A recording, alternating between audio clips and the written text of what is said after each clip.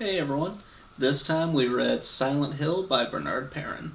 Bernard covers the series up until Silent Hill Downpour. I don't think that was out at the time of him writing this book, and I don't think it really would have changed much, to be honest with you. I just wanted to point that out in case somebody picks up this book and they wonder why that's not in it.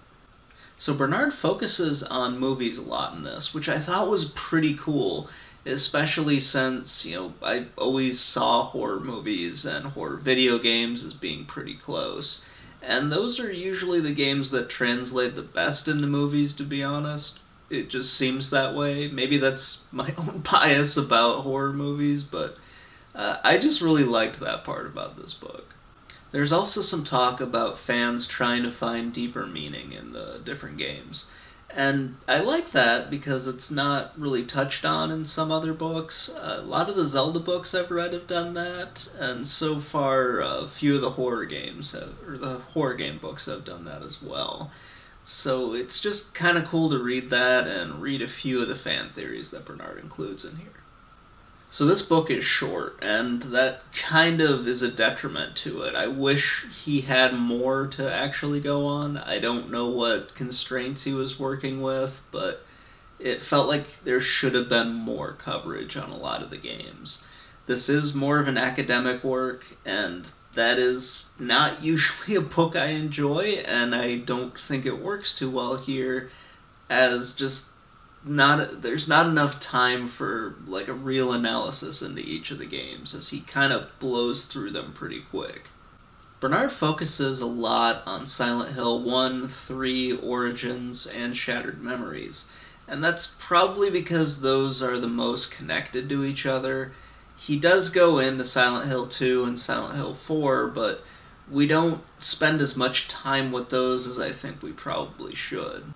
He does give us a chapter on Silent Hill 2, and that one it's okay, but again, I think there should have been more done on it. If you read Mike Drucker's book just on Silent Hill 2, I think that kind of a format would have worked better here, where Bernard would have taken just one game and focused on that. Instead, he tries to tackle the entire series, and I feel like there should have been more, like I said earlier.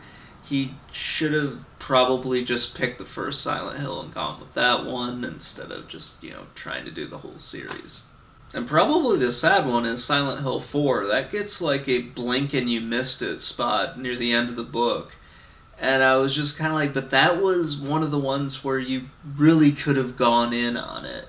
You could have done a lot more analysis on that one as well, much like the second one, where they're not really connected and they don't really tie into the other games too much.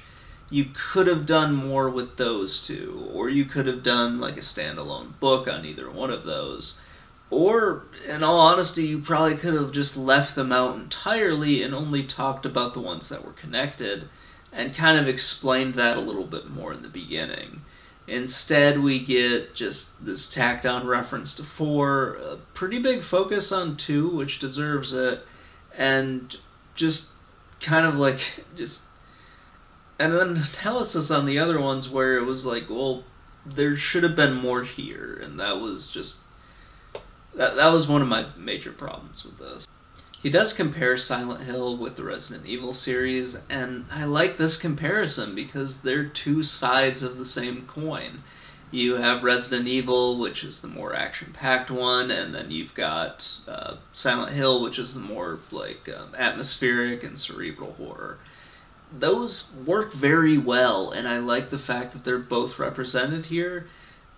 It's kind of like a comparison I would say is it's sort of like Silent Hill is Day of the Dead, and like George Romero's Day of the Dead, and Resident Evil is more like, the remake of Dawn of the Dead, where you just have more action in one and they don't really care too much about the subtlety or the symbolism in it. And Day of the Dead is much more of like an isolating experience, and you have to, like, the horror is played out in a different way in that. So in the Landmark video game series, this is the one where I kind of started to warm up to it.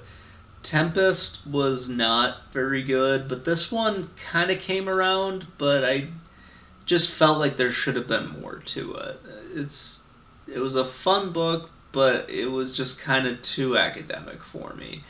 The other ones are a little bit different. This one, it's okay, but I wish it had been longer than what it was. Anyway, that's going to wrap it up, guys. Let me know what you think in the comments below, and have a great day, everybody.